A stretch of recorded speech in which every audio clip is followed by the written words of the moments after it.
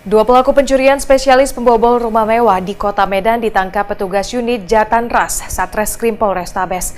Pelaku terpaksa ditembak karena berupaya kabur dari sergapan petugas.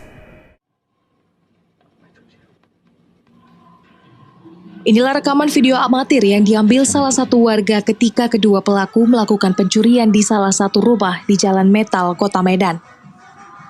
Aksi keduanya terbilang nekat karena dilakukan di siang hari, memanfaatkan penghuni rumah yang jarang menempati rumahnya.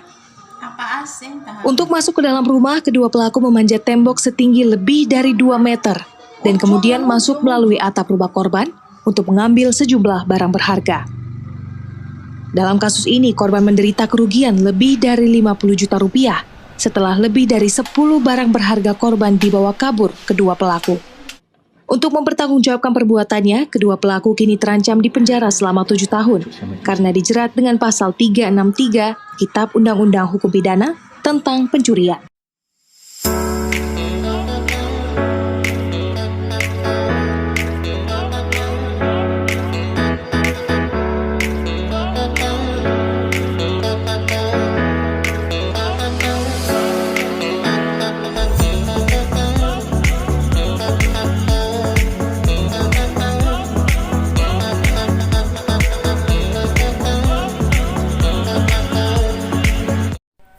Assalamualaikum warahmatullahi wabarakatuh.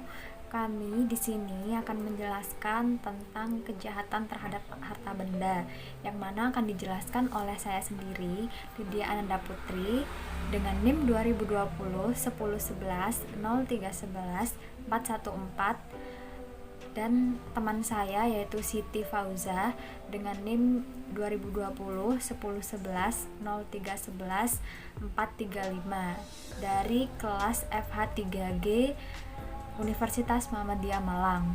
Nah, tindak pidana kejahatan terhadap harta benda itu sendiri ada banyak macamnya. Di sini saya akan menjelaskan tentang yang pertama, saya akan menjelaskan tentang tindak pidana pencurian. Nah, seperti yang kita ketahui dalam kehidupan sehari-hari, pencurian itu sudah tidak asing lagi kan di telinga kita sebagai masyarakat dan sebagai manusia gitu. Nah, tindak pidana pencurian ini tuh diatur dalam KUHP buku 2 adalah tindak pidana pencurian dalam bentuk pokok, misalnya sebagaimana yang diatur dalam pasal 362 KUHP. Nah, bunyi dari pasal 362 KUHP tersebut yaitu barang siapa mengambil barang sesuatu yang seluruhnya atau sebagian kepunyaan orang lain dengan maksud memiliki secara melawan hukum, diancam dengan pidana karena pencurian dengan pidana paling lama 5 tahun atau denda paling banyak 60 sekian. Yang dapat dijelaskan di sini tuh terdapat unsur objektif dan unsur subjektif. Nah, yaitu dari kata mengambil barang yang seluruhnya atau sebagian dari kepunyaan orang lain. Nah, ini tuh termasuk unsur objektif, dan unsur subjektifnya yaitu terdapat pada kalimat dengan maksud untuk memiliki dan secara melawan hukum. Nah, itu tuh unsur subjektif. Nah, kalimat barang siapa dalam rumusan pasal ini, barang siapa atau orang atau bagi siapa saja yang dianggap sebagai pelaku suatu tindak pidana yang melakukan perbuatan sebagaimana yang dilarang untuk melakukan yang ditanyakan dalam undang-undang. Nah, kalimat mengambil itu sendiri adalah merupakan unsur terpenting dalam unsur yang utama dari tindak pidana ini. Nah, oleh karena itu yang dilarang oleh undang-undang adalah perbuatan mengambilnya itu tadi. Nah, yang selanjutnya yaitu ada pencurian dengan kekerasan yang diatur dalam pasal 365 KUHP. Nah, perbuatan tindak pidana ini merupakan suatu Gwalificerde Diefstal atau pencurian dengan kualifikasi ataupun merupakan pencurian dengan unsur-unsur yang memberatkan. Nah, di mana rumusan pasal 365 KUHP adalah ayat 1 diancam dengan pidana paling lama 9 tahun. Pencurian yang didahului, disertai atau diikuti dengan kekerasan atau diancam dengan kekerasan terhadap orang dengan maksud untuk mempersiapkan atau mempermudah pencurian, atau dalam hal tertangkap tangan untuk memungkinkan melarikan diri atau peserta lain, atau untuk tetap menguasai barang yang dicuri. Nah, ayat 2-nya diancam dengan pidana paling lama 12 tahun penjara. Ayat 2 yang ke-1 yaitu jika perbuatan dilakukan pada waktu malam dalam sebuah rumah atau pekarangan tertutup yang ada rumahnya, di jalan umum atau dalam kereta api atau tram yang sedang berjalan. Nah, pas ayat 2 kedua, jika perbuatan dilakukan oleh 2 orang atau lebih dengan bersekutu. Ayat 2 yang ketiga yaitu jika masuknya ke tempat melakukan kejahatan dengan merusak atau memanjat atau dengan memakai anak kunci palsu, perintah palsu atau pakaian jabatan palsu. Nah, dari ayat 2 yang keempat yaitu jika perbuatan mengakibatkan luka berat. Ayat yang ketiga, jika perbuatan mengakibatkan mati, maka dikenakan pidana paling lama 15 tahun penjara. Nah, ayat yang keempat diancam dengan pidana mati atau penjara seumur hidup atau selama waktu tertentu paling lama 20 tahun. Jika perbuatan mengakibatkan luka berat atau mati dan dilakukan oleh 2 orang atau lebih dengan bersekutu, pula disertai oleh suatu hal yang diterangkan dalam nomor 1 dan 3, maka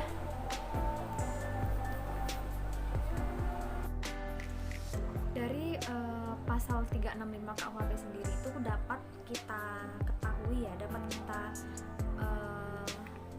lihat unsur objektif dan subjektifnya. Nah, unsur objektif itu sendiri terlihat dari kalimat didahului, disertai, diikuti dengan kekerasan atau ancaman kekerasan, di mana perbuatan itu dilakukan terhadap seseorang. Nah, untuk unsur subjektifnya terlihat dari kalimat yang pertama yaitu dengan maksud mempersiapkan, mempermudah pencurian. Nah, yang kedua yaitu atau jika tertangkap tangan, memberi kesempatan bagi diri sendiri atau peserta lain untuk melarikan diri. Nah, yang ketiga dengan maksud untuk mempertahankan atau menguasai barang yang dicuri tersebut. Nah, jadi sudah jelas kan dari pasal 365 tersebut ini ini tuh merupakan pasal pemberat dari 362 KUHP. Selanjutnya adapun yaitu tindak pidana pemerasan. Nah, tindak pidana pemerasan di sini atau uppersing diatur dalam pasal 368 KUHP.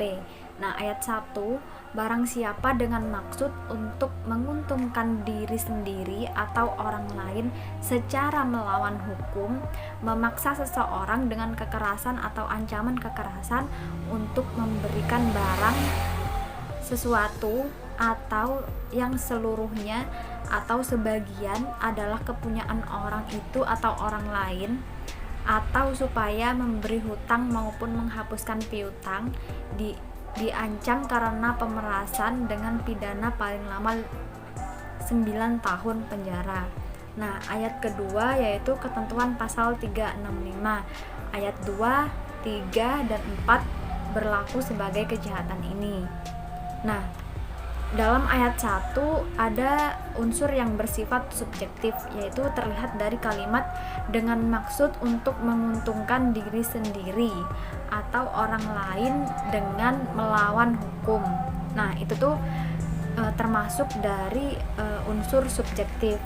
Nah, yang kedua yaitu ada unsur objektif, yaitu terlihat dari kalimat perbuatan memaksa orang dilakukan dengan kekerasan atau ancaman kekerasan supaya orang itu memberikan suatu barang atau seluruhnya atau sebagian kepunyaan orang itu atau orang lain untuk membuat hutang atau penghapusan peniadaan piutang tersebut. Nah, di situ unsur objektifnya. Nah, dalam ayat 2 terdapat unsur yang memberlakukan ketentuan pasal 365 ayat 2 dan 34 KUHP terhadap ketentuan pasal 368 KUHP ini. Selanjutnya yaitu ada tindak pidana penipuan. Nah, tindak pidana penipuan itu sendiri dalam bentuk pokok diatur dalam pasal 378 KUHP yang bunyinya barang siapa dengan maksud untuk menguntungkan diri sendiri atau orang lain secara melawan hukum dengan memakai nama palsu atau martabat palsu, dengan tipu muslihat atau rangkaian kebohongan, menggerakkan orang lain untuk barang sesuatu kepadanya atau supaya memberikan hutang maupun menghapuskan piutang, diancam karena penipuan dengan pidana paling lama 4 tahun penjara. Nah, jadi dapat diketahui juga unsur subjektif dan objektifnya dari tindak pidana penipuan ini, yaitu dengan maksud, itu termasuk unsur subjektif ya, dengan maksud menguntungkan diri sendiri atau orang lain, dan dengan melawan hukum. Nah, itu termasuk unsur subjektif. Nah, unsur objektifnya itu sendiri yaitu membujuk atau menggerakkan orang lain dengan alat pembujuk atau penggerak, atau memakai nama palsu, memakai martabat atau keadaan sifat palsu, atau rangkaian kata-kata bohong dan tipu muslihat. Nah, itu tuh termasuk dari unsur objektif. Nah, ada lagi yaitu agar. Nah, agar di sini tuh orang menyerahkan suatu barang. Nah, membuat piutang untuk menghapuskan piutang tersebut. Nah, jadi itu tuh termasuk tindak pidana penipuan yang diatur dalam pasal 378, dan jika terindikasi melakukan tindak pidana penipuan ini, dia akan dihukum atau dipidana penjara paling lama 4 tahun. Selanjutnya di sini saya akan menjelaskan tindak pidana pemalsuan. Nah, tindak pidana pemalsuan tersebut diatur dalam pasal 380 KUHP yang berbunyi ayat 1, yaitu diancam dengan pidana paling lama 2 tahun 8 bulan atau denda paling banyak 500.000. Nah, dari pasal 380 ayat 1 ke 1, yaitu barang siapa menaruh suatu nama atau benda secara palsu atau di dalam suatu hasil kesastraan, keilmuan, kesenian atau kerajinan, atau memasukkan nama atau tanda hasil yang dimaksud supaya karena orang mengira bahwa itu benar-benar buah hasil orang yang nama atau tandanya olehnya ditaruh di atas atau di dalamnya tadi. Nah, jadi maksud dari ayat 1 ke 1 ini tuh jika kita mengcopy paste atau kita mengakui karya dari orang lain, nah itu tuh tidak boleh dan bisa dituntut tindak pidana pemalsuan.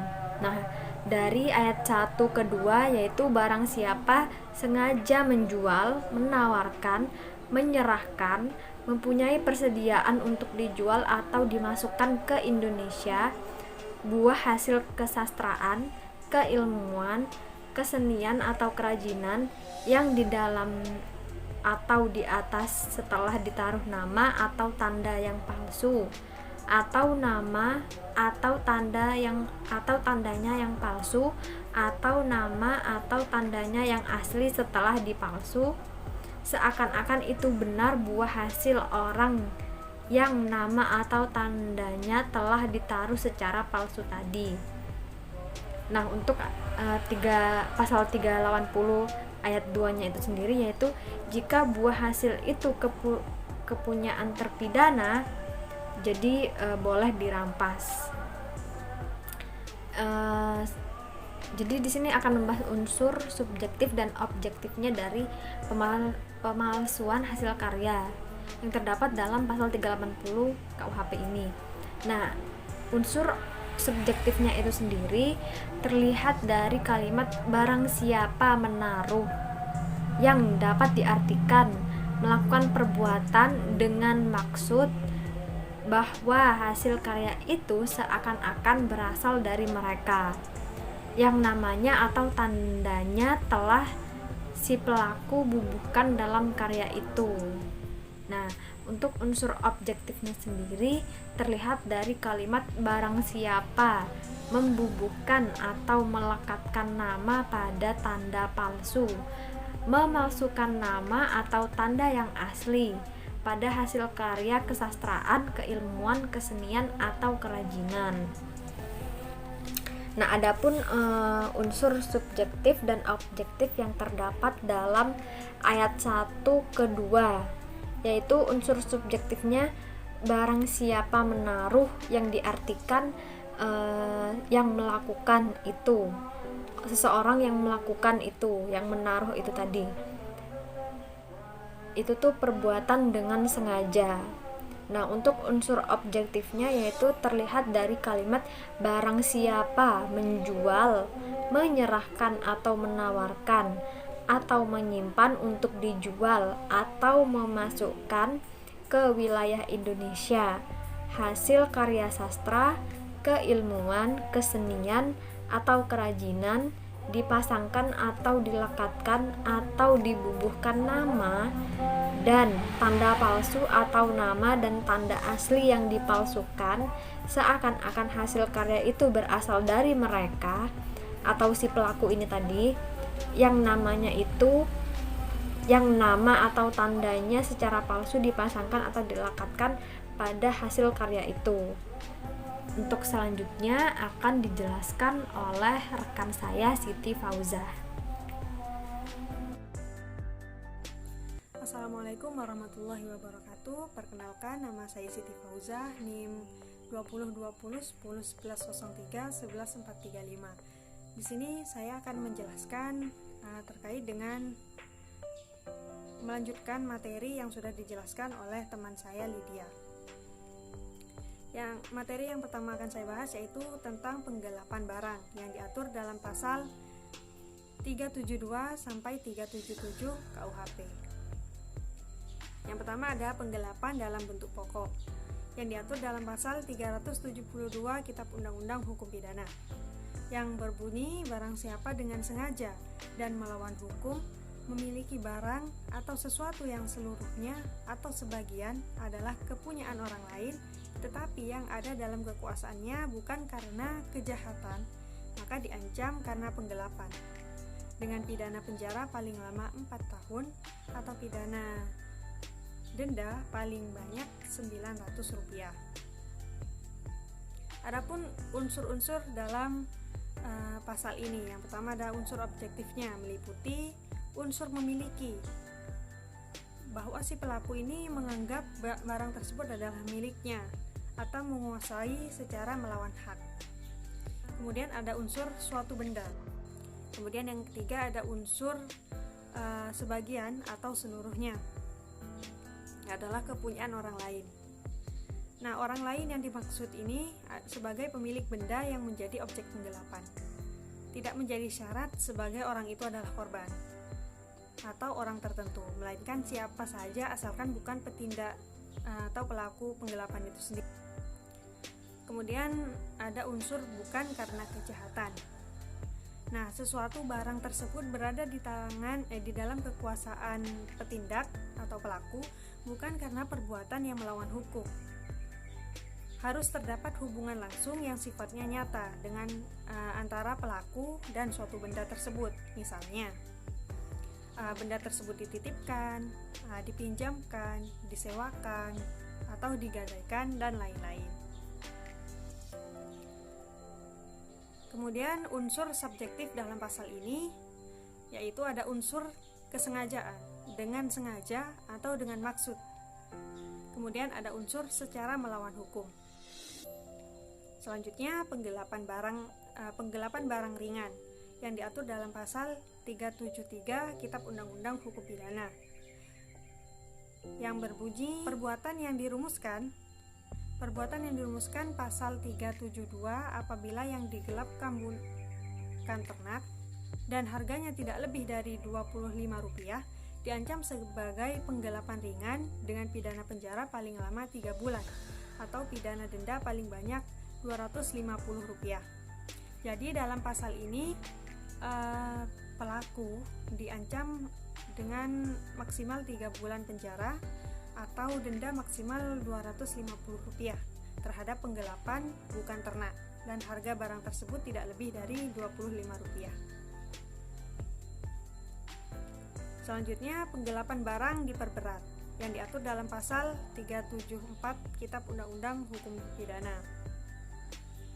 yang berbunyi penggelapan yang dilakukan oleh orang yang penguasaannya terhadap barang disebabkan karena ada hubungan kerja atau karena pencaharian atau karena mendapat upah untuk itu diancam dengan pidana penjara paling lama 5 tahun.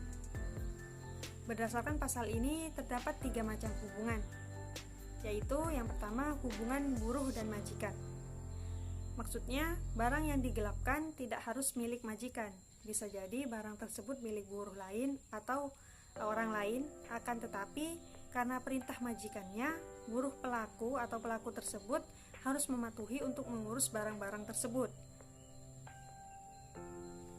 Kemudian yang kedua, hubungan berdasarkan pekerjaan sehari-hari. Yang dimaksud adalah penggelapan yang berdasarkan pekerjaan sehari-hari. Misalkan pemborong yang menggelapkan barang-barang milik pihak yang memberikannya pekerjaan.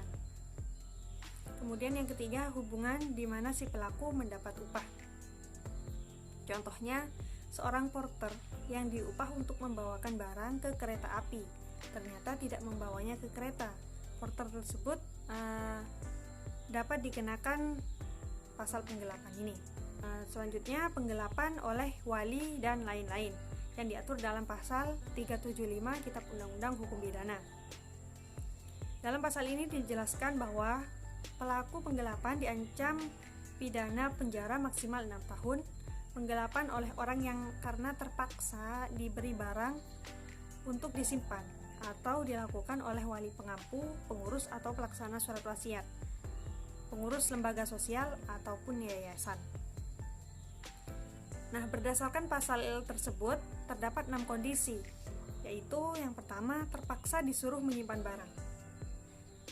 Nah, biasanya disebabkan karena suatu hal yang sangat mendesak seperti bencana alam, kebakaran, dan lain-lain. Kemudian yang kedua, kedudukan sebagai seorang wali. Pengertian wali di sini adalah bagi anak-anak yang belum cakap hukum. Jadi harus ada walinya. Dan wali inilah yang melakukan penggelapan. Kemudian yang ketiga, kedudukan sebagai pengampu atau kurator. Nah, pengampu yang dimaksud adalah seseorang yang ditunjuk oleh hakim untuk menjadi wali bagi seseorang yang sudah dewasa. Akan tetapi orang tersebut tidak cakap hukum karena sakit jiwa atau yang lainnya. Kemudian yang keempat, kedudukan sebagai seorang kuasa. Nah, kuasa yang dimaksud di sini adalah orang yang ditunjuk oleh hakim dan diberi kuasa untuk mengurus harta benda seseorang yang telah ditinggalkan pemiliknya tanpa menunjuk seorang wakil untuk mengurusnya. Kemudian yang kelima, kedudukan sebagai pelaksana surat wasiat. Pelaksana surat wasiat yang dimaksud di sini adalah seseorang yang ditunjuk oleh pewaris di dalam surat wasiat untuk melaksanakan apa yang dikehendaki oleh pewaris terhadap harta kekayaannya. Dan yang keenam, kedudukan sebagai pengurus lembaga sosial atau yayasan. Selanjutnya, penggelapan di kalangan keluarga yang diatur dalam pasal 376 Kitab Undang-Undang Hukum Pidana. Materi selanjutnya yaitu penghancuran atau pengerusakan barang. Yang pertama ada penghancuran atau pengerusakan barang bentuk pokok. yang diatur dalam pasal 406 Kitab Undang-Undang Hukum Pidana. Ayat 1 yang berbunyi, barang siapa dengan sengaja dan melawan hukum menghancurkan, merusakkan, membikin tak dapat dipakai, atau menghilangkan barang atau sesuatu yang seluruhnya atau sebagian milik orang lain, diancam dengan pidana penjara paling lama 2 tahun 8 bulan atau pidana denda paling banyak Rp4.500. Kemudian ayat kedua, pengertian barang ditambah dengan hewan. Adapun unsur-unsur dalam pasal ini, yaitu unsur objektifnya meliputi unsur perbuatan, di mana perbuatan tersebut menghancurkan atau merusakkan atau membikin tak dapat dipakai. Kemudian yang kedua, ada unsur objeknya adalah suatu benda, dan unsur sebagian atau seluruhnya milik orang lain. Ada pula unsur subjektifnya meliputi dengan maksud, unsur dengan maksud, dan unsur melawan hukum. Kemudian penghancuran atau pengerusakan barang bentuk ringan yang diatur dalam pasal 407 KUHP. Bunyi pasal 407 ayat 1 yaitu perbuatan-perbuatan yang dirumuskan dalam pasal 406 jika harga kerugian tidak lebih dari Rp25 diancam dengan pidana penjara paling lama 3 bulan atau pidana denda paling banyak Rp250. Nah, unsur-unsur yang ada dalam pasal 407 ayat 1 Kitab Undang-Undang Hukum Pidana yaitu yang pertama, unsur objektifnya meliputi unsur menghancurkan, merusak, membuat tidak dapat dipakai atau menghilangkan suatu benda dan seekor hewan yang seluruhnya atau sebagian milik orang lain. Sedangkan harga kerugiannya tidak lebih dari Rp250. Kemudian ada pula unsur-unsur subjektifnya yang meliputi unsur dengan sengaja dan unsur melawan hukum. Kemudian di ayat 2 berbunyi, jika perbuatan yang dirumuskan dalam pasal 406 KUHP ayat kedua itu dilakukan dengan memasukkan bahan-bahan yang menghilangkan nyawa atau keselamatan, atau jika hewan itu termasuk dalam pasal 101, maka ketentuan ayat pertama tidak berlaku. Selanjutnya, penghancuran atau pengerusakan milik umum yang diatur dalam pasal 408 KUHP yang berbunyi, barang siapa dengan sengaja dan melawan hukum menghancurkan, merusakkan, dan membikin tak dapat dipakai bangunan-bangunan kereta api atau tram, telegraf, telepon atau listrik, atau bangunan-bangunan untuk membendung, membagi, atau saluran gas, air, atau saluran yang digunakan untuk keperluan umum, diancam dengan pidana penjara 4 tahun. Kemudian ada penghancuran atau pengerusakan karena kealpaan yang diatur dalam pasal 409 Kitab Undang-Undang Hukum Pidana yang berbunyi, barang siapa yang karena kesalahan atau kealpaan menyebabkan bangunan-bangunan tersebut yang dimaksud dalam pasal 408 dihancurkan, dirusakkan, atau dibikin tak dapat dipakai, dapat diancam pidana kurungan paling lama 1 bulan atau pidana denda Rp1.500. Selanjutnya ada penghancuran atau pengerusakan gedung atau kapal yang diatur dalam pasal 410 KUHP yang berbunyi, barang siapa dengan sengaja dan melawan hukum menghancurkan atau membikin tak dapat dipakai suatu gedung atau kapal yang seluruhnya atau sebagian milik orang lain, diancam dengan pidana penjara paling lama 5 tahun. Nah, untuk materi selanjutnya yaitu tentang penadahan. Yang pertama ada penadahan dalam bentuk pokok yang diatur dalam pasal 480 Kitab Undang-Undang Hukum Pidana. Pelaku penadahan dapat diancam dengan pidana penjara paling lama 4 tahun atau pidana denda paling banyak Rp900. Ada pula unsur-unsur dalam pasal ini, yaitu unsur objektifnya meliputi unsur menyewa, menukar, menerima gadai, menerima hadiah, menarik keuntungan, menjual, menyewakan, menukarkan, menggadaikan, mengangkut, menyimpan, atau menyembunyikan suatu benda diperoleh dari kejahatan penadahan. Sedangkan unsur subjektifnya yaitu unsur diketahuinya atau pengetahuan dari si pelaku. Selanjutnya, penadahan berat atau kebiasaan atau mata pencarian yang diatur dalam pasal 481 Kitab Undang-Undang Hukum Pidana. Kemudian ada penadahan ringan yang diatur dalam pasal 482 Kitab Undang-Undang Hukum Pidana, di mana dijelaskan bahwa apabila kejahatan dari mana benda tersebut diperoleh dari pencurian ringan atau penggelapan ringan atau penipuan ringan. Kemudian ada juga penadahan dalam hal penerbitan yang diatur dalam pasal 483 Kitab Undang-Undang Hukum Pidana. Dan yang terakhir yaitu penadahan dalam hal percetakan yang diatur dalam pasal 484 Kitab Undang-Undang Hukum Pidana. Sekian yang dapat saya sampaikan, kurang lebihnya mohon maaf. Wassalamualaikum warahmatullahi wabarakatuh.